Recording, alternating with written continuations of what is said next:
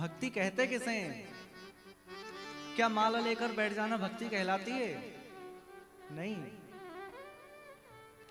वो केवल एक भक्ति का अंश है। भक्ति किसको कहते हैं? हम लोगों की भक्ति कैसी है? माला तो लेकर बैठ गए, लेकिन ध्यान हमारा रसोई में है, ध्यान हमारा फोन पे लगा है। हाथ में तो माला है पर मन हमारे हाथ में नहीं है।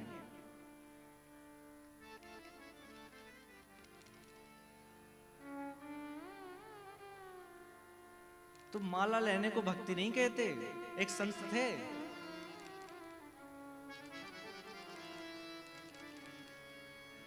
वो माला तो हाथ में ले लेते थे, पर उनका मन कभी आश्रम में लगाए, कभी कहीं लगाए, कभी कहीं लगाए, भगवान का ध्यान नहीं आता था।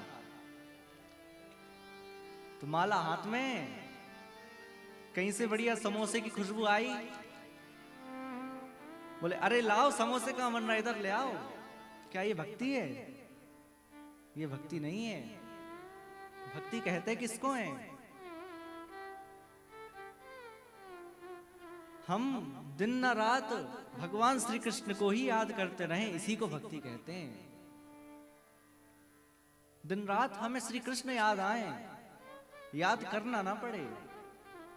हम जिससे प्रेम करते हैं ना, क्या उसको याद करना पड़ता है? कभी याद करने का कोई प्रयत्न करना पड़ता है? हम जिससे प्रेम करते हैं वो स्वतः याद आता है। और भैया एक बात कहूं, याद तो करना उसको पड़ता है जो हमसे कहीं दूर हो। ठाकुर जी हमसे कहीं दूर नहीं है, ठाकुर जी तो सदा सर्वदा हमारे पास ही हैं। तो जो दिन रात भगवान श्री कृष्ण को भजे, श्री कृष्ण को अपना सखा माने, अपना स्वजन माने, उसको कहते हैं भक्ति। और भक्ति में कितनी ताकत है? भक्ति में कितनी ताकत है? साधारण जल है, लेकिन जल में भक्ति को मिला दो तो वह चरणामृत बन जाता है। चरणामृत बन जाता है। साधारण चलना है, लेकिन चलने में भक्ति को मिला दो तो परिक्रमा बन जाता है।